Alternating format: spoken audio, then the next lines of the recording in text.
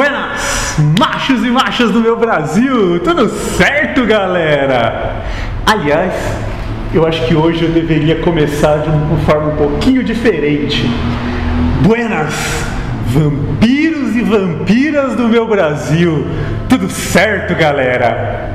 É que hoje tenho aqui ao meu lado o senhor dos vampiros no Brasil, o grande André Bianco. Tudo bem, André? Tudo jóia, tudo bem. Estou aqui diretamente de Osasco para bater um papo aí com vocês. Tenho aqui também a Camila, colunista da nossa coluna Entre Linhas na Machosfera, para esse bate-papo com o nosso conterrâneo André Bianco. Oi, gente! André, você já começou falando, né, direto de Osasco, e nas tuas obras Osasco está muito presente. Você é nascido mesmo aqui em Osasco, cara? Ó, nascido em São Paulo, na Gastroclínica, acho que é Edmundo Vasconcelos, né? Agora não lembro o nome. E desde a alta vim para Osasco, estou aqui até hoje. Só foi lá para nascer mesmo? Só para nascer, exato. Cara, e assim, ao menos o que a gente, enquanto fã, percebe nas tuas obras é que você tem um carinho muito grande por Osasco. É isso mesmo, cara? Você tem essa ligação ou é mais porque já era um ambiente que você conhecia, no início era um pouco mais fácil falar daqui? Qual é essa tua ligação com a cidade? As coisas se misturam, né? A boa parte é isso, é uma parte sentimental, né? Esse carinho pela cidade onde eu nasci, é aí que misturam as coisas. As histórias se passam nos lugares que eu vivi, que eu já transitei, que eu conheço, e eu transporto isso para dentro da literatura sem prejuízo nenhum para a ficção, né? E fica no carinho, porque não tem razão de ser você gostar tanto de Osasco. Não tem nada em Osasco para você se apegar, entendeu? Infelizmente é verdade. Infelizmente é verdade.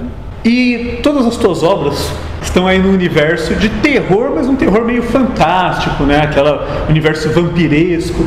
Da onde veio essa tua ideia? Como surgiu esse interesse pelo universo, principalmente dos vampiros, que é o que está mais presente na tua obra?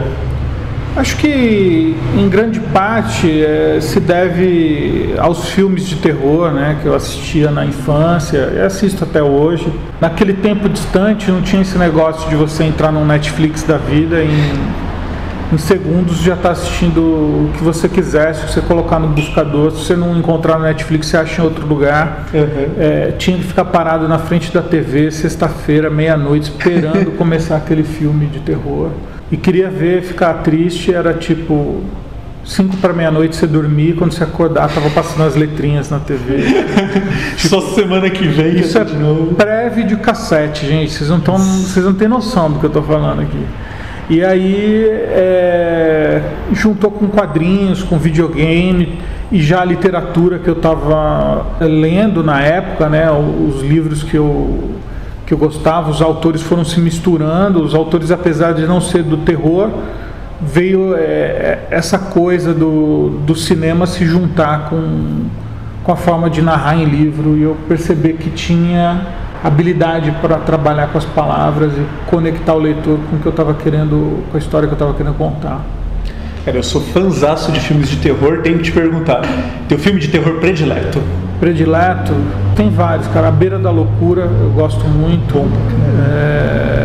Morte do Demônio, classicaço. Animal. Gostou do reboot? Assistiu o reboot da Morte do Demônio? Gostei. Legalzinho, né? É legal. Por coincidência, ontem eu estava assistindo com as minhas meninas A Hora do Pesadelo, o remake também. Achei legal, achei até podia ter outros. O Fred Krueger é muito carismático. Ele é, cara. Mesmo tendo mudado o autor, que é uma marca, né? Sim. Mas foi bem interessante assistir com as minhas filhas morrendo de medo. E é interessante, e eu acho que isso é uma coisa que a gente consegue transportar para os teus livros, que o Fred Krueger é um personagem de terror, é um vilão, mas você ganha um carinho por ele, você tem um carisma por ele. Ele é carismático, exato. Deixa eu aproveitar, falando do início da sua carreira, eu li uma coisa a seu respeito que eu achei muito bacana, que você começou a carreira quando você perdeu o emprego, pegou seu FGTS para investir na carreira de livros. Você esperava que você ia fazer todo esse sucesso quando você fez isso, pegou seu FGTS e falou, não, agora eu vou investir no meu sonho? Eu esperava que o livro, né, fosse bem recebido e que pavimentasse esse caminho para eu continuar publicando, mas eu não sabia que ia estourar tão rápido e tanta gente ia se conectar com as histórias assim, numa fase ainda embrionária da internet, né? E eu não era, não era conhecido. Foi 2000, zero conhecido do mercado, zero leitores. Em fevereiro de 2000, meus leitores eram minha esposa, minha irmã e só. Nossa. E aí, indo de livraria em livraria, a coisa estourou, né? Foi o Senhor da Chuva?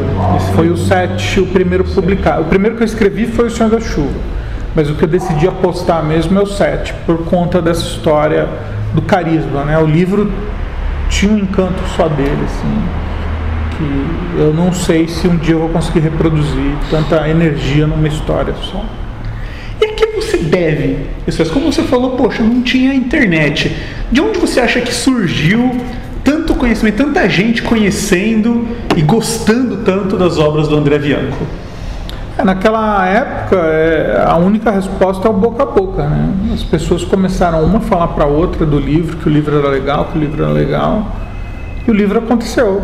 Também porque eu entrei apostando totalmente nisso, numa literatura de entretenimento e uma literatura de terror com aventura e para adulto, não infantil, não infanto-juvenil. Né? Os livros de terror nacionais que publicavam naquela época, em geral, eram infanto-juvenis e no fim das contas eram ou não era verdade, ou sangue era de ketchup, a história se desvirtuava, ninguém assumia o terror mesmo. E eu escrevi para o público jovem adulto, sem sacar que era uma grande tacada, porque a literatura de jovem adulto estourou. Né? Sim. Mas você apostou.